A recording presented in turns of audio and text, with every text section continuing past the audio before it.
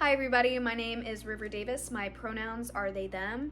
I'm a Lexington, Kentucky based music educator and trumpet player, and I'm super excited to talk to you about mindfulness techniques that can alleviate performance anxiety. And some of these specifically, I am a trumpet player, so they will revolve around that, and that's how I'll be speaking today. But I think that you can use these no matter what type of performer you are, whether you're a singer or a different instrumentalist. And I also think that you can implement these things just in any area of your life. Before I get started, I wanted to shout out two people who I'm very much inspired by, Brianne Borden and Ashley Hall.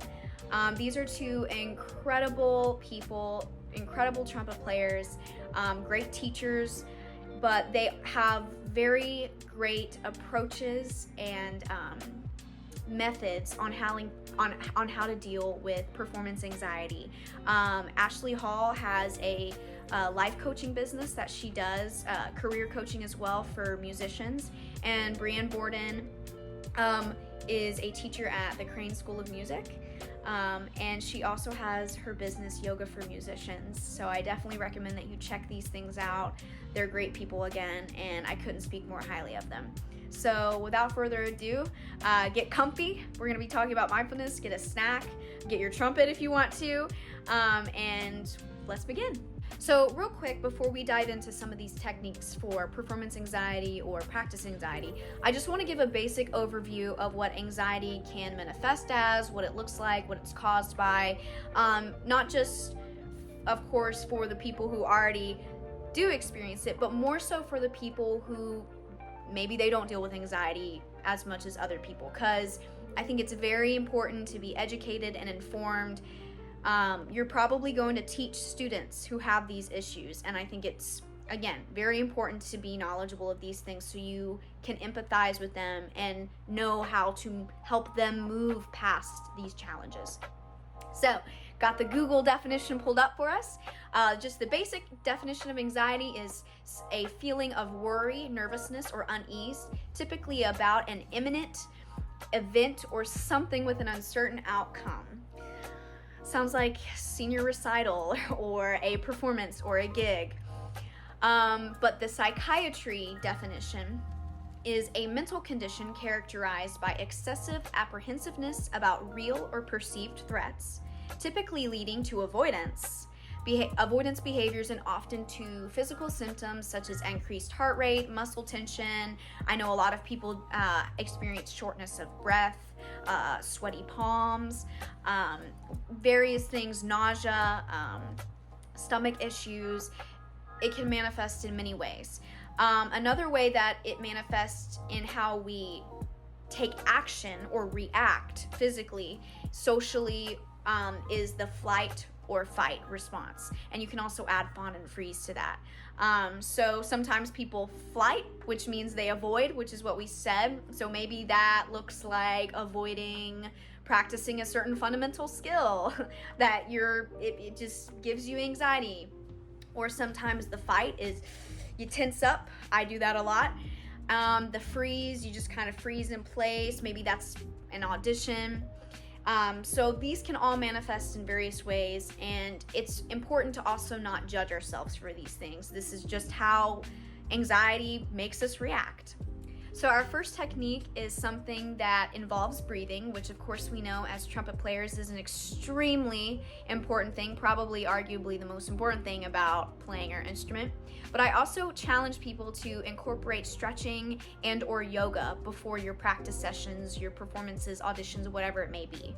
Not only is yoga proven to be a very great way to start your day, it's very healthy. It allows us to have a moment with our body where we can recognize whether we're holding tension or where we are holding tension, and we can allow ourselves to release that, become grounded and relaxed.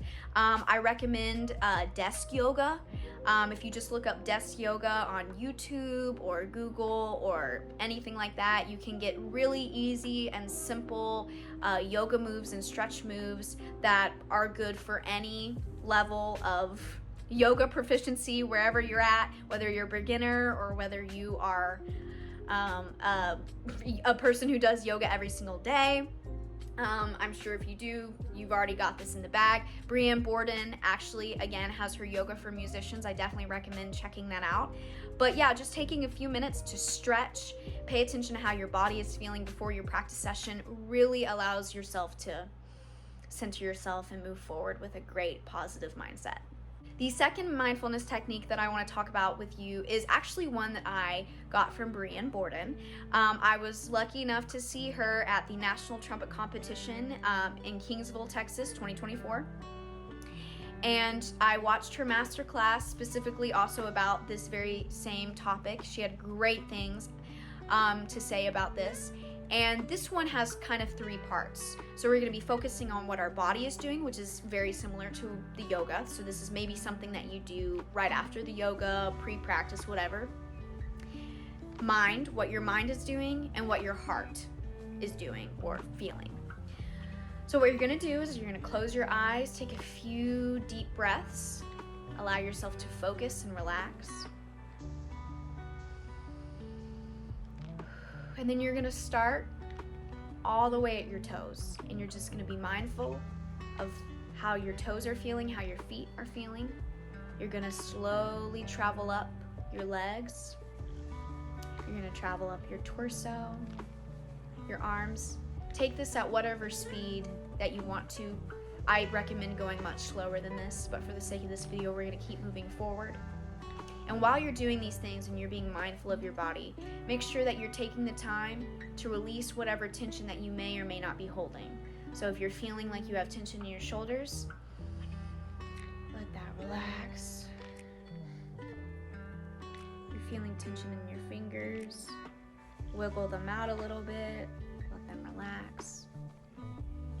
Pay attention to where you hold tension, where you're likely to hold tension, and allow that again to release. Take a few breaths, and then once you're done, we're going to move on to the mind step. So we're going to be thinking about what have we been thinking. We're going to be considering what have we been thinking about recently, what's been on our mind. We're not going to judge ourselves. We're not going to critique ourselves. We're just going to be honest.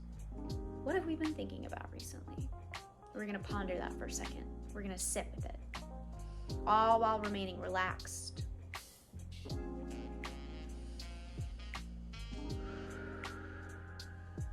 Once you're done with that, we're going to move on to the third and final step, which is the heart. And we're going to be thinking about, how am I feeling? How have the things that I've been thinking about been affecting me emotionally and mentally? And again, this is where this can kind of get maybe a little heavy. So maybe don't do this every single day unless you really want to. I know that the first time I did this in the masterclass, I actually got pretty emotional. So this can at times be a little bit challenging. It can be a lot. It can be it can be very relieving, but it can also be a little bit draining.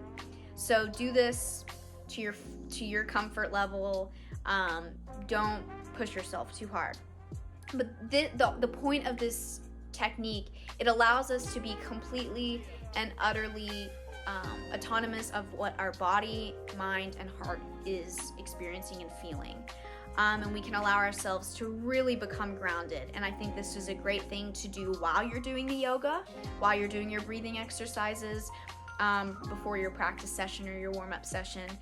And it really just allows you to become in tune with yourself. This next technique is something that you can do during your practice. And this is something that Brianne Borden, we did this together, it was great. She calls it soul songs, which I love, such a precious name. It's basically just free improv. So for the classical people, including myself, the idea of improv can be very anxiety inducing. It can be a little scary. So I'll give you this step. You can pick, and I think it's actually fun to do this. Maybe, and if you're doing this with your students, this can be a really fun game. Roll a dice. I know some people have dice with different keys on them. They're called scale dice. Roll a dice, and you can have a number associated with a certain key, and whatever it lands on, you leave it up to chance and you improv in that key, or just pick a key, whatever you're comfortable with.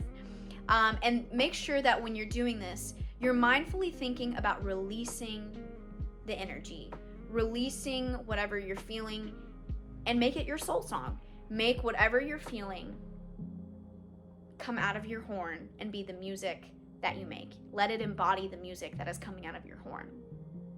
I think this is a really cool thing. I remember, again, being in this NTC masterclass with Brianne Borden, and so many people had their trumpets out, and it was such a fun thing to listen to. You had all of these different people playing their soul songs at the same time. It was such a beautiful experience to see this. But you can do this for however long. I also think a great improving technique, and I'm going to leave this up. I'll provide a little picture. This is a little circle. You can look these up anywhere, and it has the different emotions, and they can be as specific as you want, and they're divided in certain categories. So it may say happy, sad, and then in between those slivers of those types of emotion, it goes more in deep or more in depth about the different types of emotions that fall underneath that overarching emotion. And you can pick one, or again, you can roll a dice, you can do some sort of game, especially this is great with kids, and you can improv how you feel that state of being, that feeling, that emotion would sound like. I think this is a really fun game or activity or exercise that you can do as a class. Again, you can do with yourself, and it makes improving more approachable, and it allows your soul to speak and make music. I think it can just be really fun. So the final mindfulness technique that I want to share with you all is something that you can do before, but I really recommend doing after a practice session. You can do it after an audition, a performance, a lesson, whatever it is, and that is journaling. A great prompt that you can start out with is, what are 3 glows? What are 3 good things that I did? What are 3 things that I feel proud of that I did during this practice session, audition, whatever? And then the other part of this is, what are 3 things that I can grow at? So those are called grows. So it's glows and grows prompt is how I call this. And these are just really good to allow yourself to continue setting goals while also giving yourself that reward for an acknowledgement of the positives that you did in those performances or during that playing session. And those are very important. Make sure that it's very easy for us to point out the flaws in our playing, but it's just as important, if not more at certain times, to point out the good things that we did. So definitely recommend journaling. I've seen it improve my practicing, and I've seen it improve my mental health and my wellness when concerning practicing and performance anxiety. Thank you all so much for tuning in. I'm very excited to be doing these kind of trumpet chats. I definitely think that I might be doing more of these where I sit in my comfy corner and I just sit and talk about something that I find fascinating. And I think mindfulness techniques, performance anxiety, these are all very important topics that we need to be mindful of. And it's a very normal thing. We're human and we want to be good at things. So having anxiety about not being good at them is very normal. And it's not something that defines you, and it is not something that you can't conquer. You absolutely can. And these techniques are great. I've started implementing them after I've heard them from different master classes. Brianne Borden, again, thank you. A lot of these things have been inspired from her. Ashley Hall, again. So many people are in this community of mindfulness and how to conquer your performance anxiety. So with that, go practice. Thank you guys.